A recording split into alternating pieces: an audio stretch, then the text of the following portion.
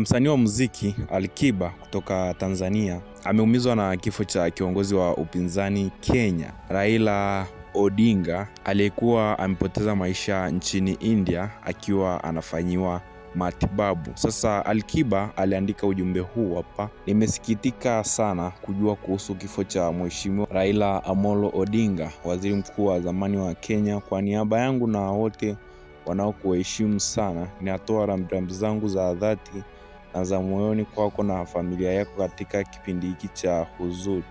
Tumeshikwa na huzuni kubwa kujua kuhusu msiba wako, na tunasimama nawe katika majonzi. Naomba upate nguvu katika upendo wa wale walio karibu nawe na faraja katika urithi na kumbukumbu za mpendwa wako katika nyakati kama hizi.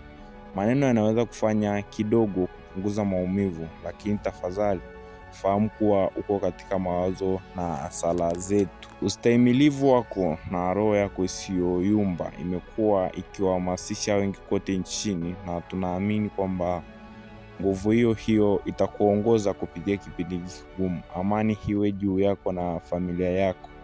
Kwa huruma ya dhati. King Kiba aliandika hivyo, msanii Alikiba.